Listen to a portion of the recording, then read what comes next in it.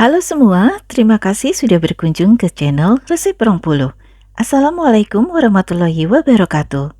Hari ini saya mau bikin bolu menggunakan metode sponge cake. Teksturnya lembut seperti spong, empuk, dan rasanya tentu saja enak. Bagaimana caranya? Yuk kita langsung aja ke cara membuatnya. Saya sudah pecahkan 5 butir telur utuh suhu ruang, tapi sayang waktu mecahin telur, kuning telurnya kepukul, jadi seperti ini.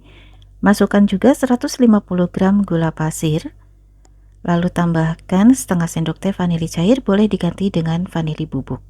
Selanjutnya tambahkan 1 sendok teh SP atau setara dengan 7 gram. Mixer dengan kecepatan tinggi, dimulai dengan kecepatan rendah dulu, sampai terbentuk adonan yang putih mengembang, kental dan berjejak. Sebaiknya gunakan telur yang masih segar supaya hasilnya bagus. Nah, lamanya nge-mixer juga tergantung kepada kecepatan mixer masing-masing.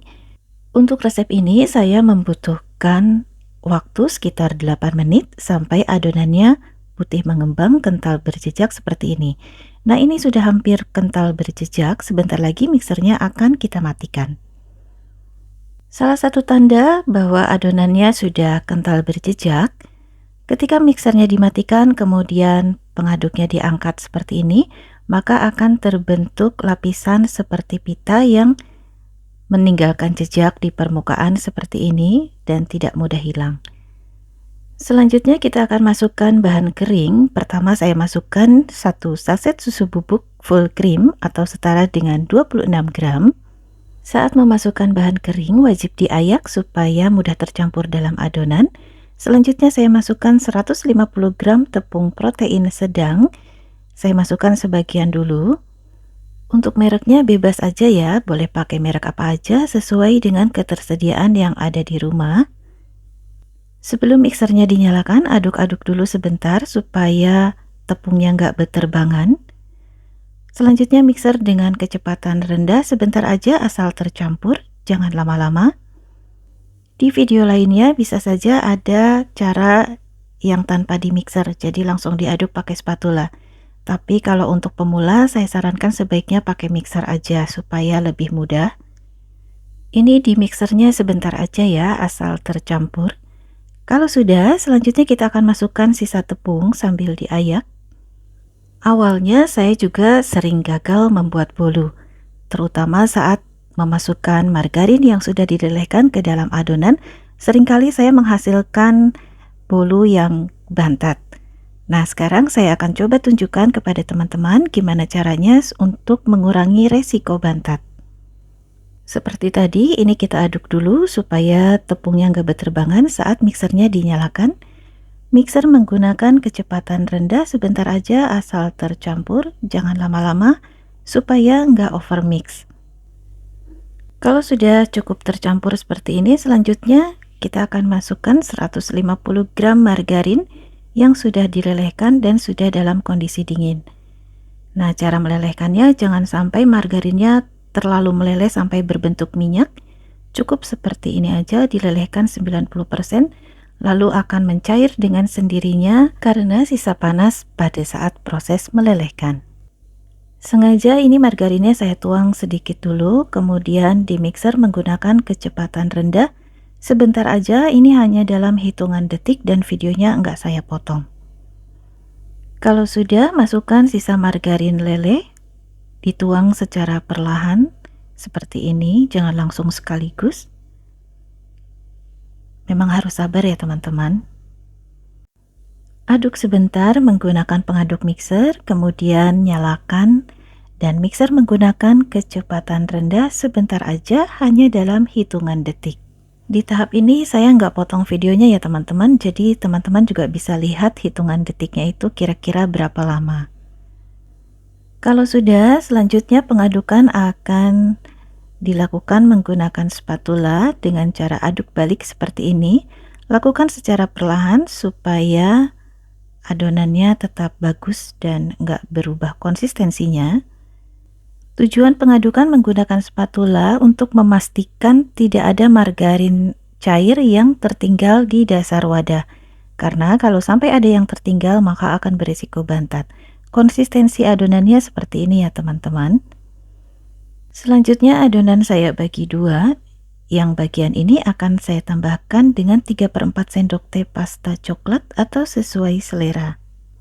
Untuk perbandingan masing-masing adonan itu juga sesuai selera. Ini saya nggak timbang, jadi dikira-kira aja.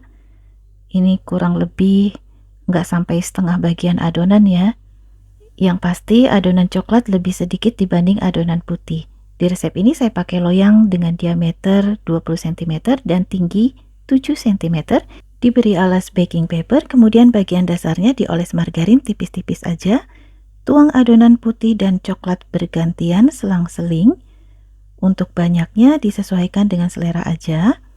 Cara menuang adonannya memang seperti cara kalau kita bikin bolu zebra, tetapi nanti hasilnya tidak akan seperti bolu zebra karena konsistensi adonannya juga berbeda.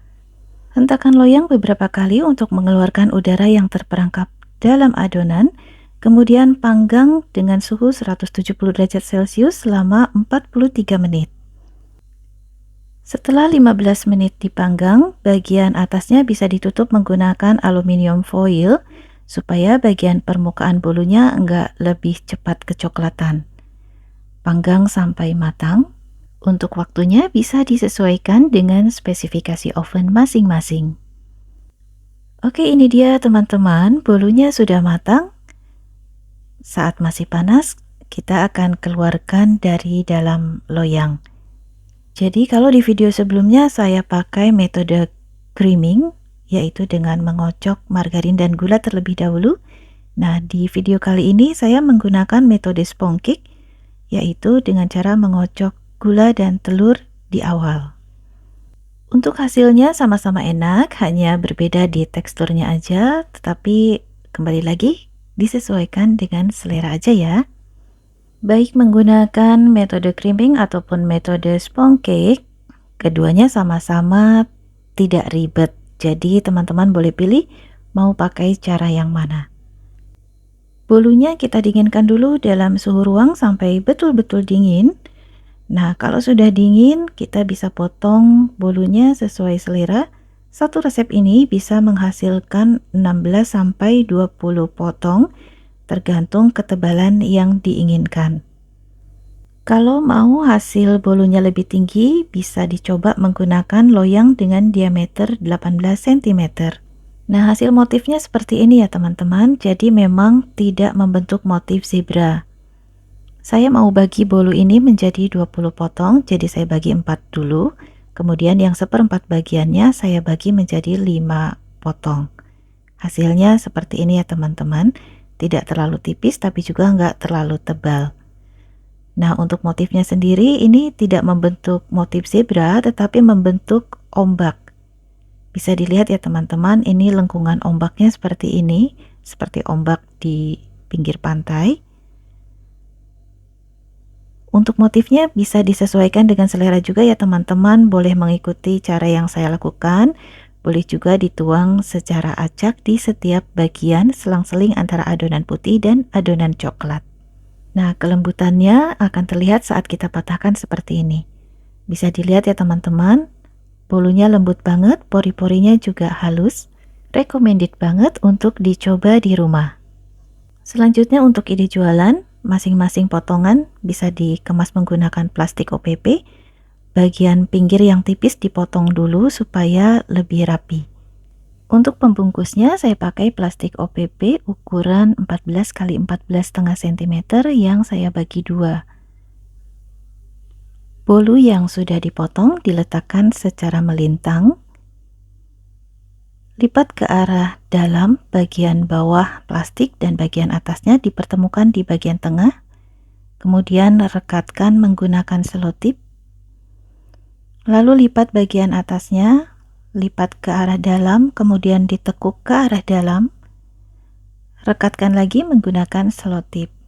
Dan bagian ujung satunya lagi akan kita bantu menggunakan pisau seperti ini, dilipat ke arah dalam supaya hasilnya lebih rapi. Kemudian rekatkan lagi menggunakan selotip. Dan untuk mempercantik penampilannya bisa ditambahkan stiker terima kasih, atau boleh juga label produk teman-teman. Terima kasih sudah menonton video ini sampai selesai. Semoga bermanfaat dan menginspirasi. Sampai jumpa di video berikutnya. Terima kasih juga untuk teman-teman yang sudah subscribe. Mohon maaf jika ada salah. Saya Aida dari Resep Bengkulu. Assalamualaikum warahmatullahi wabarakatuh.